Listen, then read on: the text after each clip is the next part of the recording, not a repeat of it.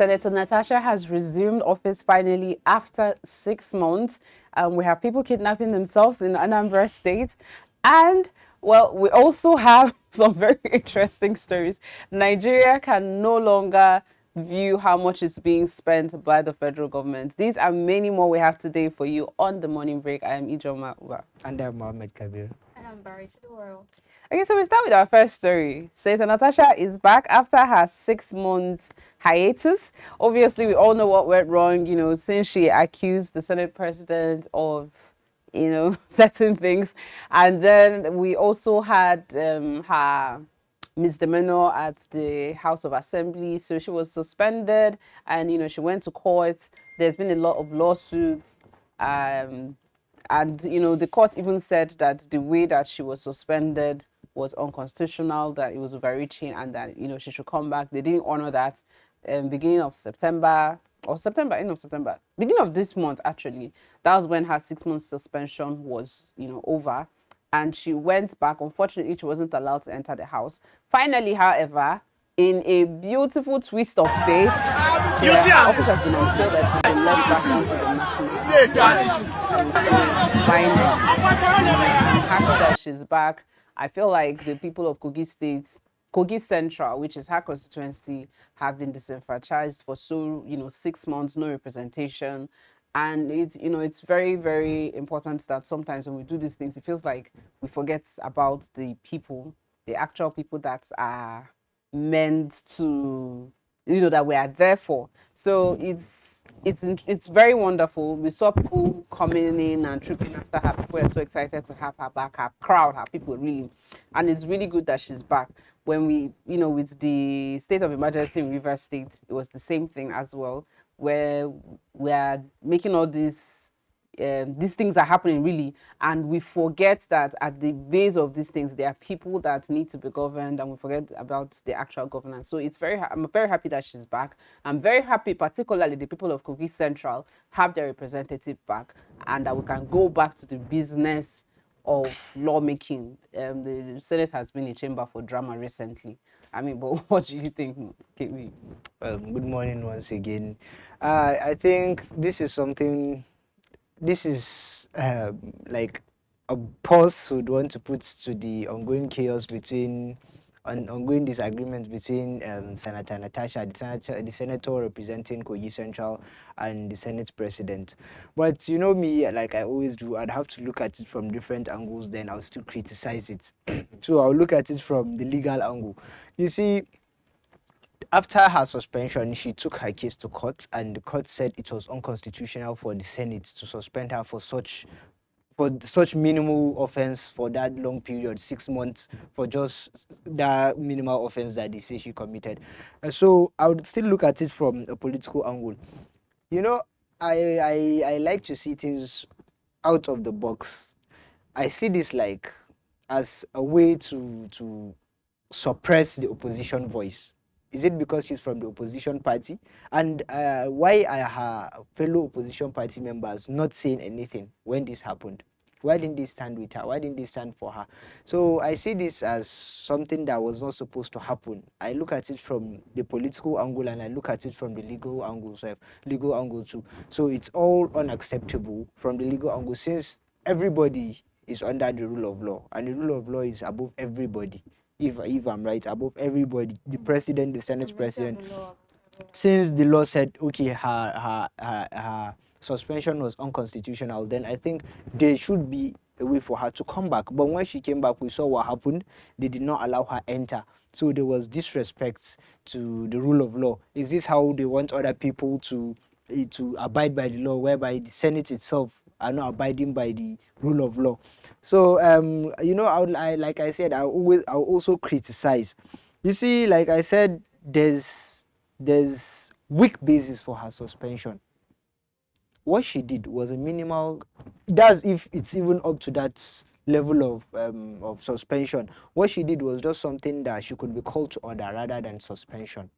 She did not fight. We've seen worst in the National Assembly. We've seen worst. We've seen hands. We've seen grown men throwing hands. So this is and they were not suspended for 6 months. Then why is something, is this like a way to suppress this? We've seen her filing a bigger case than that. So is this a way to suppress her voice so the case would not escalate? And secondly, I see it as an abuse of parliamentary privilege, because the National Assembly said, okay, they rely on their constitutional autonomy under Section 4, Chapter 8, that argues internal decisions like suspensions are immune from judicial review. But this, everybody, even though, but this is something that it's beyond the National Assembly. I didn't mean it's something that was there, but she filed a case to an arm that is stronger than the judicial arm, that is stronger than everybody. So they should have complied to the rulings of the judiciary. And lastly, you see, there's this inconsistent application of these rules. Like I said, we've seen grown-ass men throwing punch in the National Assembly, scaling fence. We've seen worst, but they were not. Is it that there is selective judgment? Is it because she was filing a case, a sexual harassment case against the Senate President, or is it truly because of this? Because I feel like this is another angle they use. They use one stone to kill two birds. Because of what she did, they tried to suppress her voice. Because we've seen was why is this not applied to everybody? Why we've seen where it was in the house that we saw the present first lady dragging Dino Melai's shirt. Why was she not suspended then? So that's why I said, is there selective? We saw people throwing punches. We've seen people climbing fence, but they were not punished like this. So I think there's more to see in this. Basically, I to add and throw more light to what he has said about the whole um the judiciary arm versus the legislative arm. You see, battle of the arms of government. Basically, that's what we see, and we see where the legislature are trying to interpret the law. Since when is it the job of the legislature to interpret the law? The court, basically, one of their rulings says the court is not saying that the Senate lacks the power to sanction a member. However, such sanctions must not negate the constitutional right of constituents to be represented in parliament. I mean, we're talking about simple representation. 6 whole months, the people of Edo, what do you call it, Kogi Central, were not represented in the House. And that is a lot of months. That is a lot. And it is how it has been watered down to this person versus that person. It is a lot of people who have lost their voice in the House. And this is Kogi that battles with insecurity. Do you understand? Just yesterday, we saw what happened in Kogi. Yes. 4 Chinese residents, Chinese nationals were abducted yesterday. Like, do you understand? There is a lot going on in and then apart from that, we see we already know that there is already a little parliamentary representation of women. There is a little presence of women in politics, and then one of the few people who are in politics, this is the way they are being treated. They are being allegedly, bullied. Someone's seat is being allocated to another person. There are so many symptoms, signs and symptoms that inside the office you are not welcome here, and it says a lot. These women struggle so hard. She fought so hard. She's not leaning on who or whatever. She fought so hard to be on that seat. She deserved to be there, and someone is rubbishing her seat. I mean, in the parliament, we have only 4 women seated. 4 women in our Senate, and that is out of how many people? 109. Only 4 women. And out of 109, one person was now put on suspension for 6 months. We see 4% representation in our House. We see 15% ministerial appointment there, here, and there, and there. And we're just looking at the numbers, and it is not looking pretty at all for women in politics. I mean, we've been talking about keeping a seat for women in politics, you know, the new bill that is supposed to come into place and everything. But if the women that are there are not even being treated well, if they are being marginalized, what is the hope for these women who seats are being kept for? I mean, I've always said that justice has to be seen to be fair, has to be seen to be transparent, because when you now try to shut these people up, that's when there's a problem. Um, in this case, there's a lot we're still looking out for. You know, she has come back, she said that she's not going to apologize to the Senate for something that she feels she feels like she was unjustly suspended. So she said that she's not going to, you know, apologize to them. And she also stated that Senator Akpabio is a senator just like she is, rightly so. um, Senator Akpabio was elected in the same way that she was, and we will not want to even go to the issues surrounding Senator Akpabio's election in this 10th Senate, because we know how they had a rerun in Akwa Ibom State, how his name wasn't, because he had run for presidency, he had come out and declared for presidency, and under this new electoral act, he wasn't even eligible to run for Senate. But we've seen how it is that this person has come out and has become Senate president, and she's saying that you're a senator just like me, elected by your people, just as I was elected by my people. And the fact that your Senate president does not give you the right, the fact that Senate, all of the senators have elected you to stand as the president, does not give you the right to take away the representation of an entire constituency. That was wrong for whatever reason, and it sets a precedence. I mean, we're still watching, it's a developing story. We're watching to see if they're going to let her resume her roles as usual, whether she'll be chairing any committees or she'll be, those are all the things we're watching, and whether she'll be pressed on to apologize to the Senate. But she has said she's not going to apologize, and whatever the case is, there's still the cases in court, and we're still waiting for the outcome of those cases, really. We hope for the best, and at the end of the day, what we want is to put the people first. Put these shenanigans aside and focus on the actual job of legislation. So we move on to our next story. Otedola Dangote back in the news again. This time it's, for his ongoing rift with DAPPMAN, and we have fellow billionaire and friend Femi Otedola siding him. Now, DAPPMAN has been the middleman, for a long time. Our refineries have not been working. We have the DAPPMAN, which was coincidentally, Femi Otedola is one of the founders, founded in 2002. And DAPPMAN, originally what they were doing, they were playing the middleman role. So they source this fuel, because we're important, they source this fuel from far away, bring down to Nigeria, and then they sell to the local gas stations. And now things have changed, because we have a new player in town, we have a new sheriff in town. Dangote is now refining petroleum products. So things are changing. It's easier for him. So he's refining and he's selling straight to this gas station. If you operate a gas station, why would I go all the way, wait for you to bring fuel from India, from Russia, from wherever, to bring back and then charge me and bill me? There's a lot. And when I can easily go to Dangote and pick fuel. So these are the issues, right? And Dangote is basically, they're saying that he's going to have monopoly of the business if they're worried that there will be monopoly if Dangote gets in, as so many others. But then, and they're asking for 1.5 trillion, which he has refused to pay. But then these are the things. Should we, because we are afraid of monopoly, not move forward?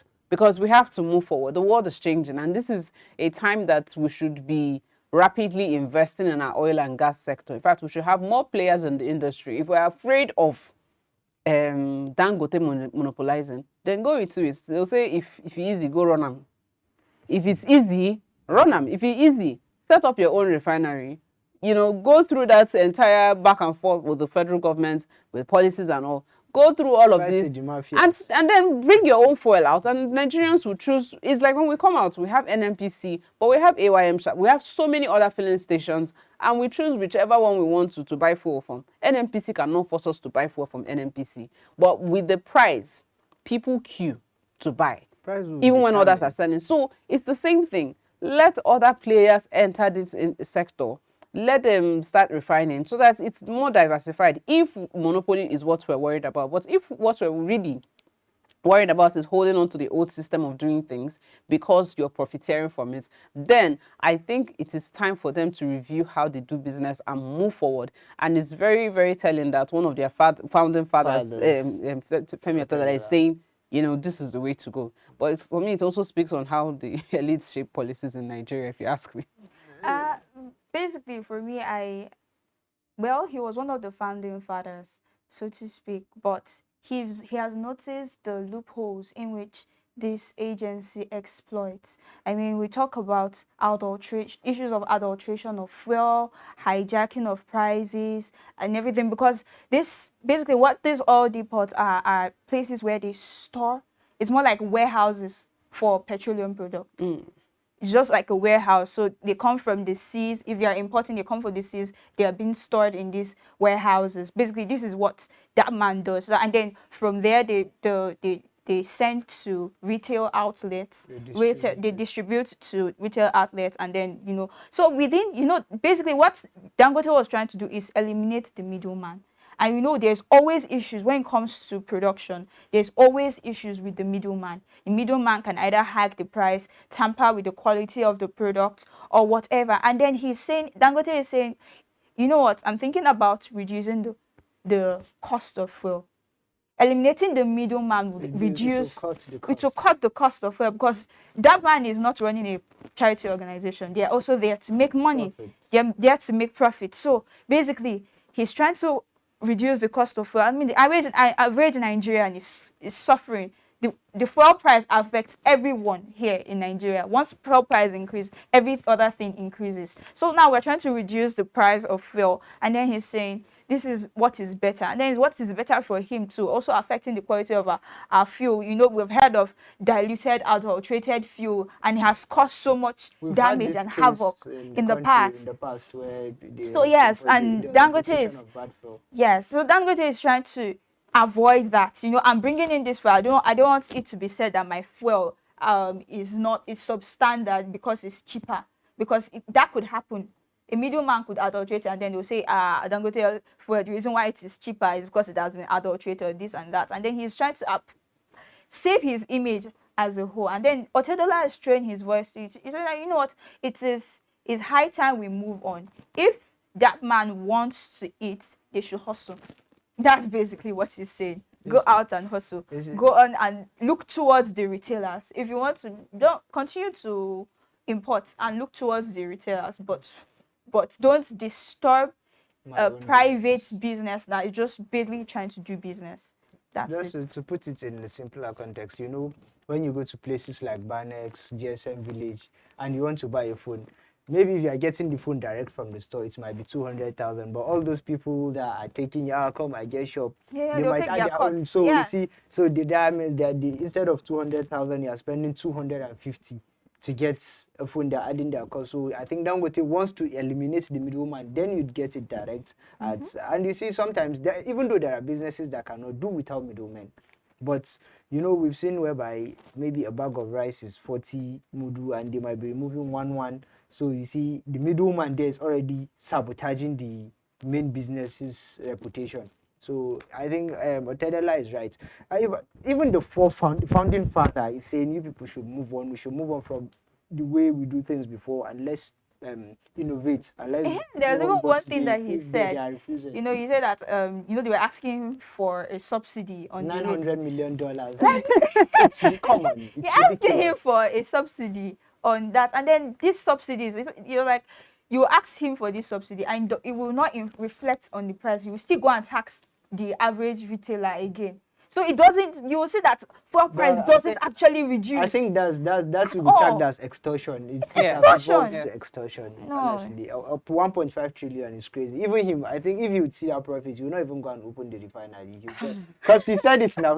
He said there are people that after him he will fight oil mafias. He said he's fighting oil mafias, and now he'll come and struggle with that money. Which one? And he said people were even advising him he should just go and enjoy himself in Monaco. Well, he said Otedola was even teasing him, telling him he should just go and enjoy himself in Monaco, but he still decided life to is supposed to be easy. Honestly, but try from help is trying to turn to another thing. So I think that man should think better. $900 million. Come First, it was a battle with Nupeng. Now, Now. everybody is fighting. It's a lot. It shows how difficult it is to do To- business in honestly. Nigeria. And actually, I think at this point, we're waiting for the regulators to step in, NNPC, the upstream regulators, to step in and resolve this issue. At the end of the day, they should resolve it with Nigerians in mind. No increase, no arbitrarily, because anything that you're putting now, It will affect it's going to affect the everything. cost of fuel for the average Nigerian. So let's not be selfish in the way that we think, and let's think about the good of everyone. Because once fuel increases, everything increases. everything, So that's honestly. something that we need to And look out life will to. really get harder than it is right now. Exactly. So moving on, public access to Nigeria's budget and spending reports has been halted. So a report that emerged yesterday showed that the federal government under President Bola Tinubu has effectively halted public access to quarterly budget implementation reports. And this marks a significant transparency setback. The last report released covered only Q2 of 2024. And, they attributed the delays to extended verification processes and economic challenges. But there hasn't been any updates since then. And, this is the first time in 15 years that we're seeing something like this. At first, when I saw the story, I was very shocked. I was taken aback. I was like, it's like every day there's one new thing happening after another. We live in a country where the people are very, very distrustful of the government, especially when it comes to the expenditure, what they're spending money on. And so these are the only way that we are able to even see what is being spent on what. So coming now to come and block the average Nigerian from seeing what you're spending, a lot of CSOs and civil rights organizations have called them out. They are angry. They are saying, why? What do you... Actually, sorry for the laugh. I was eating when I came across this news. I nearly choked because, I'll look at this I will look at it from one particular angle, but I'll just state out few angles that we can see the implication. We can look at it from accountability and public trust angle. What are the public going to say? We can look at it from the economic impact of this. We can look at it from the administrative failures. But my main angle that I want to look at it is from political motives and corruption risk. Of course. We've seen a lot of things happen. We're in a country where snake swallows money. But you see, the amount of magic that is about to happen, the amount of juju, I think Merlin will be shocked. Merlin will be shocked because the kind of thing that is about to happen right now, we've never seen this system break down for over 15 years. All of a sudden, now we wake up with the kind of country that we are, that people are stealing money. Honestly, this is something when I read it, I was shocked because I know the things that is. Hear that a dragon came out. Honestly, because this is a place that they share 330 million that nobody received it. This is a place that they've had accusations of. We have 330 billion missing in Imo. 330 billion that's been circulating around. This is a country to the poor and the needy. We don't know who the poor and needy are. This is a country that they share 330 billion that you did not receive, and you've not Are met you poor and anybody needy? that have received. Well, I need you. They share 330 billion. Nobody received. So this is a country that we don't know how our money is being spent. Come on, delaying and hiding these spending reports raises a very big alarm. We've been complaining of corruption, and hold that thought. I was just very quickly like you think I start. 2027 is fast approaching. So if you can connect the dots, there's no smoke without fire. So I think something shady is about to happen, which Nigerians are not going to accept. So we need this thing should come back. They are spending money on this system. So there's no way you tell us we need accountability. Come and account for every dime. Tell us this is what, but you can't just wake up and there's no way we can see this is how our money is being spent. We might wake up and maybe 10 trillion to say this can drag on. They've used Nigeria to settle China. Because man, 200 over 300 million was missing in Imo. Money is just disappearing. Where we were complaining of budget padding, now we cannot even. Now they said, okay, so you people can talk, you people can see and talk. Shana I will see they talk. I will no see no fit talk. So now come on. This is insane. I make I know see. Hey. I mean, what's your First I want to just say the budget implementation reports are required by law, and they have not been published in almost a year. The Fiscal Responsibility Act mandates the publication of these reports within 30 days of each quarter end. Non-compliance undermines accountability. So we're talking about the ramifications to which we are demanding accountability. Quarterly, these reports are supposed to be made. And since the second quarter of last year, we've not seen anything. Miracles are happening. Like you said, we're about to see a miracle, and it's going to shock honestly, us. And then we're talking about the Treasury portal. It is a tool in tracking government expenditure, spending, and it has not been updated since January 2025. Another transparency red flag. So many red flags. So you're raising a lot of red flags, and investors are looking. They are watching. What is this saying? No transparency, no roadmap, no nothing. They have invested a lot of money. They've not been accounted for. They've not seen what has been done with the money. It will breed a lot of distrust between these multilateral companies and investors. even the citizens. Even the citizens. Because now people are saying meeting we already don't trust them. Do you understand? But it will increase the distrust, because as it is already, do you trust the government? Am I crazy? With your life, will you trust this Am I government? crazy? At all. It is already established, but you're already adding to the reasons why the citizens can't trust the government, because it is not transparent. I mean, that is why we are living in a democratic system. This is why there is a democratic system, for transparency. It is not an autocratic regime where you can do anything anyhow as you please and spend everything without any form of accountability. We are not, Mr. President, we are not living in an autocratic regime. We are living under a democracy. This is taxpayers' money. We are not begging for, we are not advising you. We are demanding Transparency. That is the least you can give us, an accountability for the public funds that you have entrusted with. I completely agree with both of you. Not discrediting. I'm actually seeing a trend, because you look at Rivers State, where Rear Admiral Ibas said he's not going to submit himself. He's not accountable to the state of Rivers, the state of assembly, state house of assembly, on how he's not going to account to them for how much he spent over his 6 months in office.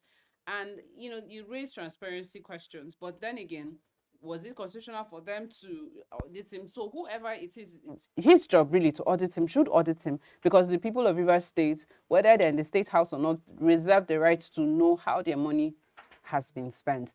And now we're seeing this again at the federal level. For us, and the problem is we're at over 200 million Nigerians, living here, and I can bet you that the amount of people who are aware that we cannot view how much is being spent are not up to 1 million. That's to show you how bad it has gotten, that we are so out of tune, also out of touch. We don't even know what is happening. So you've stayed, and you mentioned the Fiscal Responsibility Act of 2007. Now, it is very good that, it's good that you mentioned that, because that act, it's the act that mandates that these things be made public. It is made public for several reasons, for legal reasons, for accountability reasons, for transparency. It is very important. For example, this year we have a 54.99 trillion budget. How are we supposed to know what is spent? How do we know?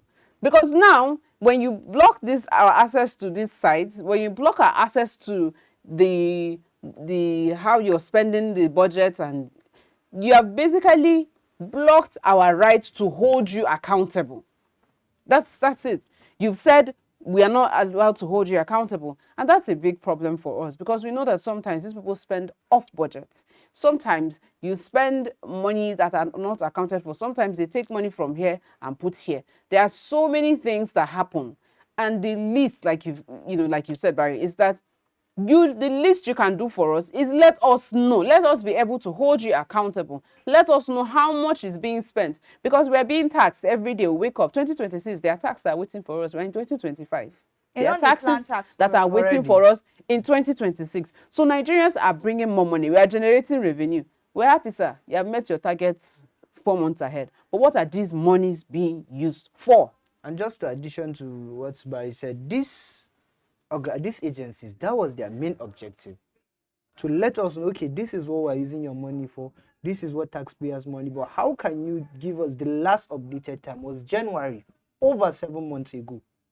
There's no feedback on, okay, this is what's happening with our money. If it's a system failure for over 7 months, you cannot rectify.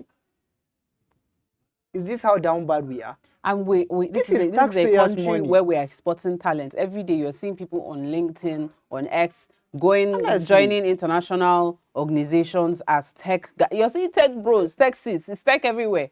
And you're telling me that we cannot, how? For over 6 months, there's no, and this is taxpayers' money. They want to know where their money is going, what you are using their money to do. They want to know. You keep them posted. This is their money. It's not your own alone. So I think the government should do better. And please, the magic should not happen, because we'll not collect. We'll not agree. Snake swallow money. We overlooked that one. This time, I don't want to hear anything that will happen. That money should be intact. Nothing should happen to that money. We've already have case of budget padding. I don't want to hear from padding money don't loss. No, it's unacceptable. Well, speaking of transparency and misappropriation of funds, we move to Benue State, where the governor, Reverend Father Hyacinth Alia, has been accused of not paying for vehicles procurement to the tune of 1.2 billion. So popular influencer Martin Jose, properly known as VDM, Very Dark Man, has called him out. It started with him. He called the governor out and said, "You took this amount of money to buy a car. Where are the cars?" And so we also heard that even the House of Assembly has gotten on it, that he said, the governor said that when he came in, the previous administration did not leave any cars for, And I'm wondering, why is this normal? Why? I don't understand, because you buy official cars, official vehicles. There's a thing. He said that he met an empty treasury and that there was no official car for him. And I said, like, why is this normal? Why didn't you probe him? Governor Tom has finished. He has left. We did not hear that he was probed. We did not hear that there was nothing of the sort. So why now? You're telling us now that you went to buy. Okay, it's official car you went to buy. And this is where Nigerians really need to draw the line. You're buying official cars in your capacity as the governor of the state. You're not buying the cars as Father Hyacinth. It's not your church vehicle. It is not your personal vehicle. It's not for your parish. Is it? You bought as official vehicle for the government. And so when you're leaving, especially, with Autumn as well, when you're leaving, you leave behind these official vehicles and you move on. Now, good and fine, you did not meet official vehicles. Governor is supposed to get official vehicle now. Okay, so you've bought car. Where are the cars? These are the questions. And then the allegations now that the contractors have not been paid, the people that supply these cars. How does this erode? That's the problem. This erodes trust in governance, because and this is not the first time. You see so many times where individuals work with the government, they accuse them of not fulfilling their own part. Sometimes these individuals, when they get this contract, use their own personal funds to start off this contract, and then midway they now get money. But so many of them, and I'm saying this from the personal stories that I've heard from so many people who have worked with governments, they will tell you that, this governor is still owing me so amount. Hey, this governor is, and it's a thing, it happens. It erodes trust in government, that when individuals or business people would rather work with other businesses or individuals than to work with the government, it's a problem. How are we supposed to grow when you cannot even invest in your own people, when you cannot even pay them for the goods and the services that they provided? I mean, it is even the accountability aspect, right? So the first thing to note is that wouldn't have even heard of this if he wasn't owing this man. Because we'll have just heard that, okay, so money was spent on official vehicles. Maybe they'll have written something official, this thing or anything. they will say that, oh, it's miscellaneous. They will have counted it under as miscellaneous. So now the reason why we're hearing it is because governments, they owe. And to the tune of over ₦1 billion. And it is not the EFCC that is telling us. It is not the DSS that is undergoing investigation on this issue. It is an activist, a social media activist, that is telling us, that is letting us know. Not the State House, not the Accountant General of the state. No. Not the Commissioner of Finance. Nada. But if it is to be policing people on the words they use to the president, that is where we'll see our DSS most active.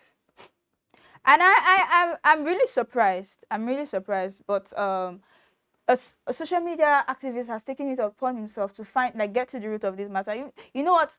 We're not even concerned at this point about the excess money that you guys spend, because we already know that you guys just lavishly spent Nigeria's money. Okay, these services that you have ordered for, where is the payment for these services? These cars that you have ordered for, oh yeah, now where's the payment? None. And it is sad. Please play that video for us, because he did the whole breakdown. You see the luxury cars. I'm like, what are you using these cars for now? How many cars can you use at a time? Let's quickly look at this video. From Brims Auto to purchase 9 luxury vehicles. As you can see, this is evidence of the quotation that was sent to you. It includes Toyota Hilux 2024 model, automatic transmission, 1, which is 90 million naira. It also includes Toyota Hiace 2025 model, automatic transmission, 135 million 1. Then you also requested for Toyota Land Cruiser Prado 7 2025 model, which is 140 million naira for each and 980 million naira for the total. So everything in total accumulated to 1.2 billion 5 million naira.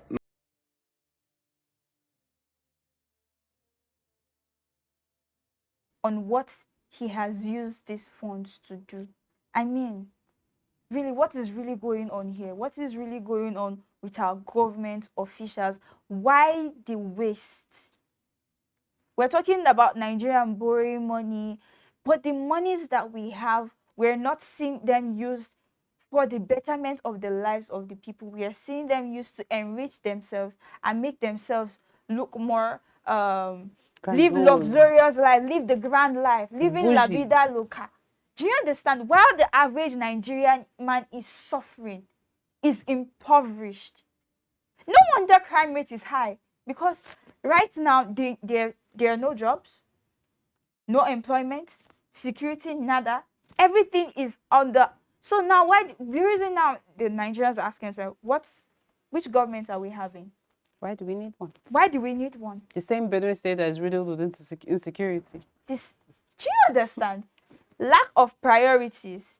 And do you understand? That is why you will need, I said it before, that is why you need more security cars. Because who are you protecting yourself from? You haven't fixed the problem. You are fixing yourself up. And I am very, very pleased to announce to you that hand will soon touch everybody.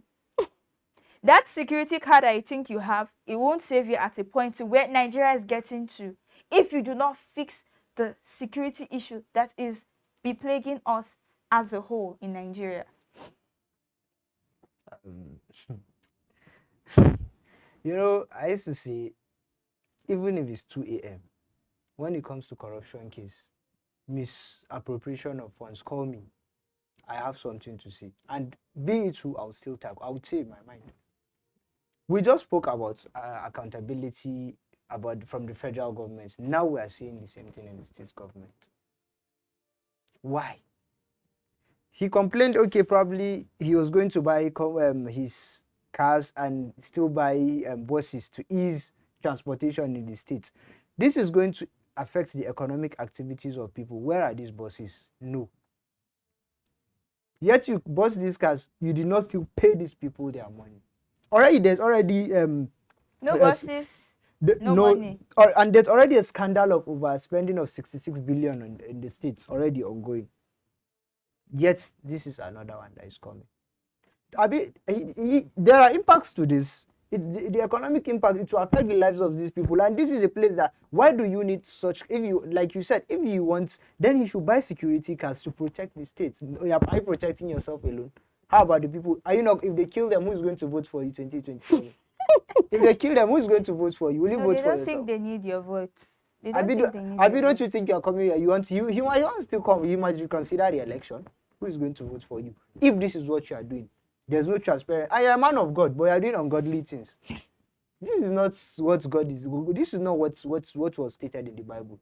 Because you should come and account for the people's money. Pay people's money. If you bought the car, then pay the. That's it. It's even greed. You collect my property, then you pay me. Even though we didn't. But let's even look at deeper. Let's look at the genesis. Okay, where are the cars? The present government, where is the cars that they used? Where are the cars that they used? Is it their own personal cars? This is government property. You use it and leave it there. We've seen this instance in Zamfara State where a former governor, EFCC had to go and collect cars from him. He ransacked the whole government cars, everything, including ambulance. What do you want to do? Do you want to die and they'll put you inside? They had to even go and recover ambulance from him. You know, like you thief, at least leave something for the owner, make him see something chop. Nothing. EFCC had to go and get everything back from this man. We're seeing the same. Is this a trend? This is not your property. This is taxpayers' money. This is government property. Then you should use it and leave it. The present governor, Governor Otto, where is the cars? He should return them. They are not his. You did not come with them. You met them, you bought them while you were in government. If maybe the other past governors, governor have gone with it. This is becoming. I think I'm very sad with this untrust, this nonsense. It's actually it's a rubbish. This is not your money. This is government's money. This is government property. Then you leave their cars for them. Maybe you might be entitled, maybe according to the state's government or the federal, you might be entitled to 1 or 2 out of the, but you will not carry everything. And the next 1.2 billion, how about if they inject 1.2 billion into education in Benue State? Do you know how far that will go? How about they inject 1.2 billion in security of that state? That will go far. But you are just carrying this money. Next government self will come. Then they'll say inflation. They'll buy a car for 2.5 billion maybe. So is this something we want to be They seeing? should stop buying cars. They should stop this needless buying because, honestly, like you said, it is official. We saw it in Zamfara. When Bello Matawale carried the official had to go cars. everything, not even official, even unofficial, everything. Recovered the cars. So let's move. To the extent that even the inside the house, they said at some point, even curtains. Are you going there? That's what we should be seeing. So when you come there, you know that I came with nothing. With nothing, I will leave. You're paid your salary, your basic allowances. Take those. Okay, this is what you are going to declare your assets. This is where you came. This is where you came with. When you are leaving, this is what you go with. But you won't come and carry whole government convoy. Another government will come, then themselves they'll say they want to buy. They will even buy and they will not pay. Because this ones are even thieves. They will buy and they will not even pay. That is why the budget is being hidden, so that we cannot follow. Honestly, but we will follow. Nigerians these questions need to be asked. It's very unjustified for these actions, honestly. Like Barry said, a man of God, do godly things, honestly. Pay people, talk. But like Barry said, hand go touch everybody. Hand don't touch, we've been talking about insecurity. Now a lawmaker has been abducted. The lawmaker representing Pankshin South in Jos Plateau has been abducted. He was abducted on Monday night from his residence. Now this is a very, very interesting story. It's not funny, but it shows us how much insecurity has grown, how bold these people have become to enter the house of a lawmaker and abduct him, overpowered his guards. And up till now, the security forces have not been able to find him. I think the kidnappers are asking for a 50 million naira ransom. They know he has the money to pay, and they're asking for 50 million naira. It's one thing. It's one thing when we're seeing insecurity, they've kidnapped this person has entered one chance. But it's another thing when a lawmaker has been abducted. What do you think? You think this is a wake-up call finally for them? Like I said, hand goods don't touch everybody. And it is not me ridiculing the kidnap of this particular lawmaker. It is not me ridiculing it, but it is talking about how far the security of the nation has deteriorated. And it has deteriorated to the point where even our lawmakers aren't safe. Like I said, your convoy wouldn't save you at a point. The point where we're getting to, your convoy won't save you. Your bodyguards won't save you. If we don't fix the security architecture of this nation, everybody is going to feel it. Now, foreign nationals aren't safe already. They aren't safe in this country. The average citizen has been crying out for years. They didn't listen. But I think now they'll start to take this thing seriously. And they'll take it seriously to the point where our security isn't treated with such levity as it has been treated in the past. What are we doing to mitigate these issues?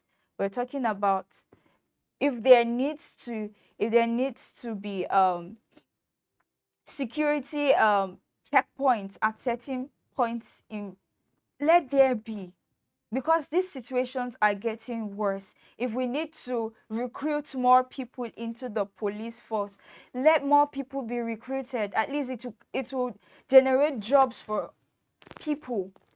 If you're that's in the sense of manpower. If there needs to be more weapons, let there be, because trust me, these other people that are doing these things, they have more weapons and more sophisticated weapons. Really, we are. It's not the first time that we're hearing that they are having more sophisticated weapons than our military personnel or our security personnel. We need more weapons. Let there be. And let these things actually go into, because we have already seen our security budget for the year. We've seen the security budget, but what is actually being done with these monies? Let them be accounted for. Let them be used for what they are being proposed to be used for, so that Nigeria is safe for everybody. I like that it's touching everybody, so that they can feel the pulse of the people, because they're out of tune. They have been out of tune for so long, and I really hope that this man he's been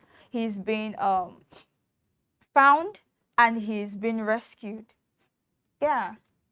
You know, Mr. President, TikTok, time is moving, and time will tell. Time, because I believe there's a dysfunctional security pattern in Nigeria. For the past week, every single day, we always have a bad story to tell about security. Yes. Former DIGP has been attacked. Bandits holding press conference. Bandits attacking 55 people. Every single day, we have a bad news about security. What is happening?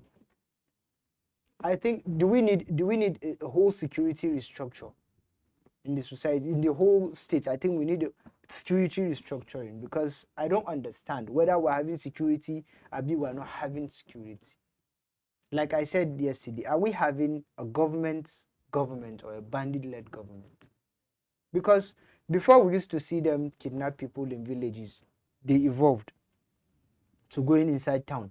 Now they've evolved. We used to say, they cannot, at least it's outskirts they can do. They don't have the mind. But now they have shown us that they have the mind to come inside the state capital and kidnap a lawmaker. Not even they said, okay, sure, you said it's only random farmers. We are coming to kidnap a lawmaker. What did the government do? Do you think in the United States you can kidnap somebody of that caliber and it would be, this is the story No we'll be telling? repercussion. What is the, there's a lot of implications to this. It's the fact that they haven't been able to find him. They formed the entire... The anointing is, I think there was even delayed response. They said it was after everything happened. That was when security operatives came. After he's already with the gods, then they've already taken it. That's when security has. And there are impacts to this. And there's political... The people of Pankshin, he's a member representing the people of Pankshin.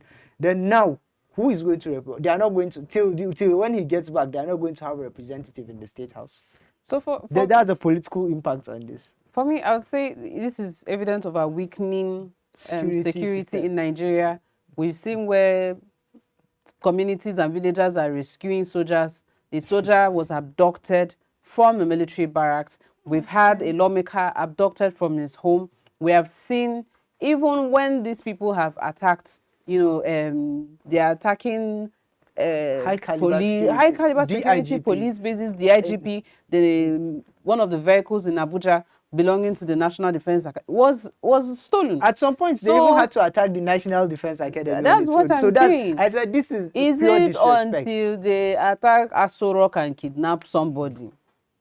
Maybe They that's kidnap. when, Is that until then? Is that when we know that this has gotten serious? Let's take actions as soon as we can. We call on all of our security and paramilitary agencies, step in and let us do the needful to end insecurity the government needs to in address Nigeria. this disrespect, honestly. I mean, we moved to Anambra State, where in the face of insecurity, just somebody trying to hustle, and this is looking like the pattern. It's a new hustle.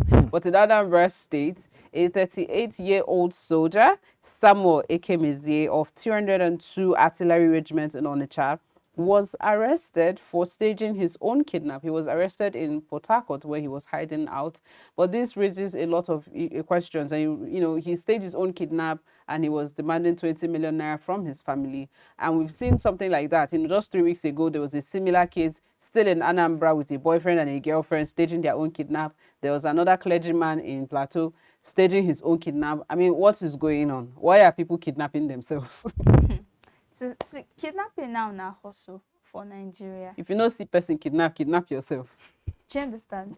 And like a wise lady once said, kidnapping is on the rise. Like fake kidnapping is on the rise because real kidnapping is on the rise. And it's funny. It's funny, but not funny at the same time. It just shows you how low our morals have degraded to, how poverty has determined the mainstay of our economy, and crime has become the mainstay. First, we've talked about the degradation of morals. Once the morals are gone, crime can fly as high as it wants to, and that is basically what is paying right now. He's an ex-soldier. We're asking pensions.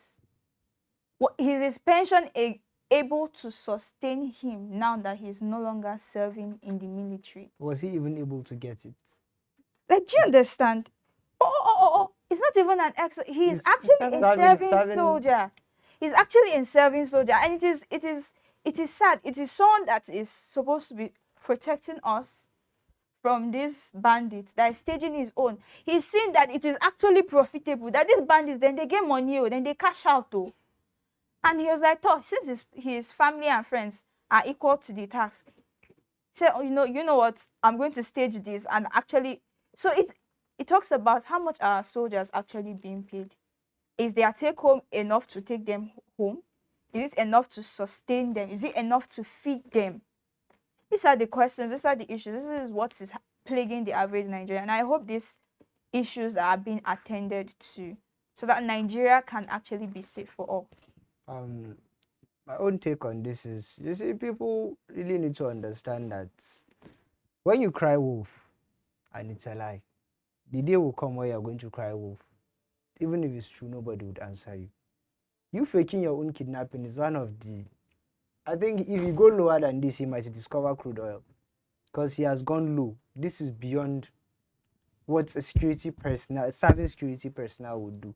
But you see, I always say, when you see a child crying, you'd have to know, there's something, there must be a reason.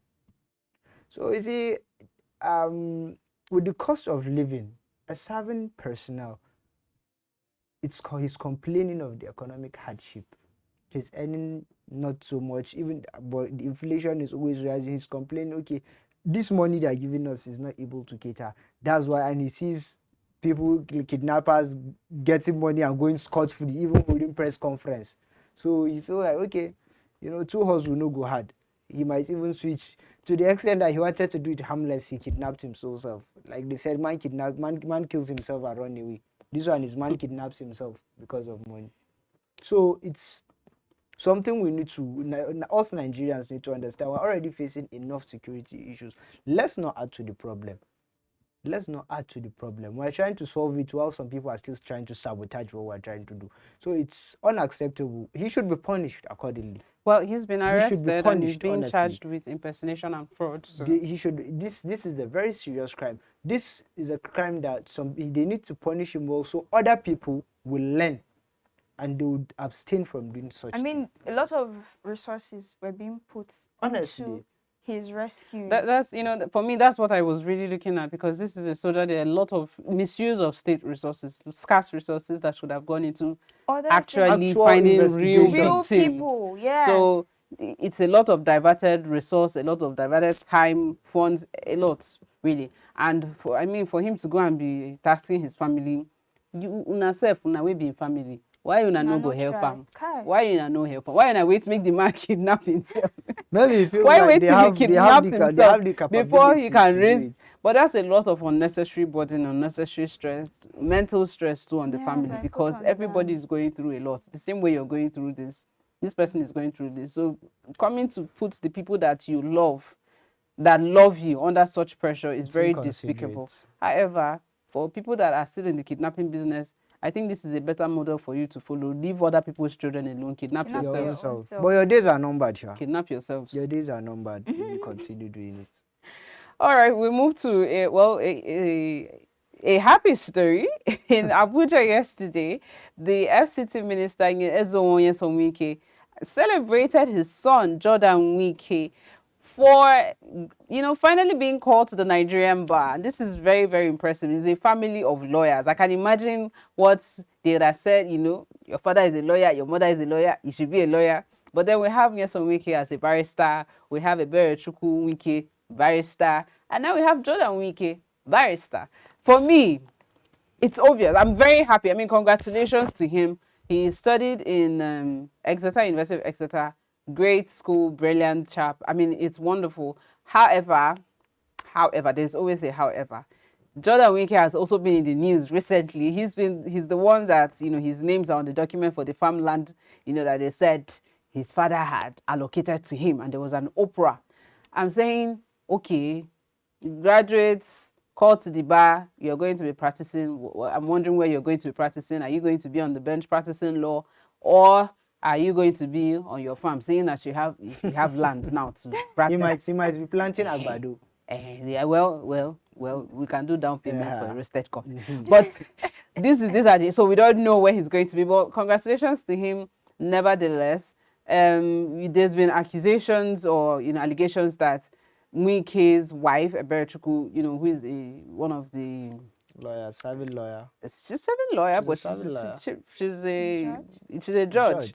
So there's been allegations that her judgments favor Wike and his allies. So there's always that, you know, for somebody like Wike, you know, that they will call out and say, you know, your wife, you have a wife there that's he can call in favors with. And this has been a standing allegation for years, that sometimes, knowing Wike, you know, the kind of person he is, he barely even denies any of these allegations. But, you know, with the one with one of his cousins being the returning officer in Edo State, he didn't deny it. In fact, he said personally, is it my enemy that I will put? So that's the Wike that we know it. So we know that his wife, for one, has been accused severally of, you know, there's allegations really that her judgment favor Wike and his allies. Now, seeing his son coming into the same profession, do you think it's we're seeing a generational thing? You see that his son is a new generation to take over? Are we going to be seeing because we keep every day we are doing eyes on the judiciary, eyes on the judiciary. Are these the eyes that we have on the judiciary? Is, you know, are we seeing? Are we moving? Is it moving to the next generation? And is there really hope for our tomorrow? Jordan, eyes are on you right now. Eyes are really on you. I mean, from the precedents that is being set by your parents, the rumors, alleged accusations on them. It's eyes are on you. At the end of the day, it's the actions. It's the actions that will show if he is going to uphold that oath he took in his call to bar, because he actually get to take certain oaths. If he gets to uphold that oath to be on the side of the law and not manipulate the law to favor whoever party, basically. I don't know whether he will be he will be dragged into the family business of lawyers. My bad. But I mean, these are the stories, these are the issues. And I like the fact that at the end of the day, no matter where you get to study law, you get to come back and write the Nigerian bar exams. No matter where you get to study, you get to do your NYSC in Nigeria to be part of the labor force, because there are certain offices that they wouldn't grant you admission unless you have Your discharge certificate. you have that discharge certificate, or you have you have been called to bar. You have already done your so I'm really happy about that, because all these politicians taking their children to go elsewhere to acquire education, it is not for you to practice the law in Nigeria, you need to know the laws of the land, and it is a requirement. And I love that at the end of the day, it still promotes the Nigerian system of education. It still promotes, whatever school he went to the UK, he had to humble himself in Abuja to be in that law school. And so I actually applaud that. I hope that he upholds the law and he is on the side of the law. That's all. Keep down your hopes high. I hope you don't bring it down. You see, it's I understand the whole concept of he's some Wike's child. Is everybody, majority of parents want us to It's inherit not what that they do. yes, some good boys again. I give him that beer. So did I tell you when? So I know that our parents want us to, or they want us to inherit what they did. So his mother is a lawyer, his dad is a lawyer, even though his dad is not practicing. But let's look at it. You know, like I always say, the bigger picture. Let's zoom out and see the bigger picture. Yes, Wike is a government official.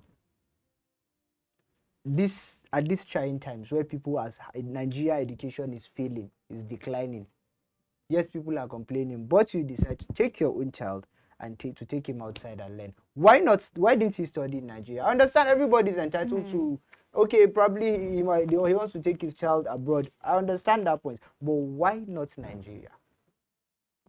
Shey people, you said you are repairing the country, then keep your child here. Let's gather and repair the country together. Let's gather and suffer together or enjoy together. As Don't lie us. But then let's look at this thing. You know, there have been accusations that people like Wike are purposely watching as they sabotage the education sector, so they will keep people uneducated and they will be easily manipulated. They'll be more easy to control. You know, when you have somebody, if you see Agbiru, it's easier just, to control him is easy since he's not educated, he does not know. But so people, there have been these accusations, and I think with the thing that we just saw now, I think there's an atom of truth. There's a blueprint that is showing, yes, why not you should come and do it. And you see, Jordan, there have been accusation on you and papers that were there to prove that your father gave you a farmland. Maybe you cut inside, I want to plant agbado myself, so maybe you give me part of the land. But a child cannot pay for his parents' crime, honestly. But now, like Barry said, our eyes are on you. If you, in the future, most people will be like, you, that when you were small, you were part of corruption. When you were small, your dad gave you land. Even though it was illegal, the way people say it, then now you are the one coming to confine judgment on people. So, what does that say about you? So this is an opportunity for you to show us you don't belong to anybody and you belong to everybody. This is the first time, in recent times that we're hearing of Nyesom Wike, and it's not controversy, and we're just happy. I mean, congratulations, Jordan and Nyesom Wike. Like we've all said today. I think there'll be beer for me tonight. There'll be beer for everybody. So, but Jordan, honestly, there have been this different, even like what we spoke with about last 3 days about Sowore even bringing accusations on him owning properties. So honestly, I think congratulations to you, but all eyes are on you. Just show us you are not what people think you are, honestly. But yes, and Wiki, I beg. Myself is like, I need a land in Guzape. There's one. So You know, talk Apo. I don't know. You not talk Wagalada. I need one in Guzape. The happy is the Guzape. happening thing, right? All right, we move on to our last story for today. A very, very wonderful story. We're ending on a happy note. Davido has been inducted as a member. Drum rolls, please. He has been inducted as a member of the voting member now of the Recording Academy. This means that Davido gets to nominate and vote people for the Grammys. If you know, at least if you know win Grammy, you should be able to nominate people and vote people. Wow. Wow. Nice one. Wow. Nice Wow. one. Wow. You I saw what you did you there. FC I saw what you did. I am there. most like. Nice one. But this is honestly very, very great. And he shared and said this is a game changer. It's brilliant. I love it. We love it. We love that our artists, our people are finally being recognized, getting the recognition that they deserve. It's not just anybody that walks in and becomes a voting member of the Recording Academy. It means that you understand the sound. It means that you know what to expect. And I mean, it's really, really great. He's joining the likes of Zac Brown, Offset. I'm so excited. I don't know why I'm still sitting, but I'm really, really excited. And we're happy. Congratulations, Davido. Yet another win. And, the entire country, we're rooting for you. We're very happy for you. And we're looking forward to, He said he was unavailable, but I think now he's available. very much available. Yeah, he's available. So congrats, David. That's a good one. Our entertainment industry, you see, now we're even getting recognized internationally. So Well, basically, all I say, it's a great fit for Nigeria. It's a great fit for Africa as a whole to have a representative in the Grammys. So I love that. At least, like she said, at least. don't do that. I'm a 30BG fan, but I really can't resist. At least it's something to up the reps. We're not just scouting for Grammys. Now we are in the board. Make sure you nominate your song too. Wow. Wow. And that's all we have for you today on the morning break. Thank you, Barry. Thank you, KB, for your amazing analysis. As always, we'll see you tomorrow. I'm Bye. still waiting for my land.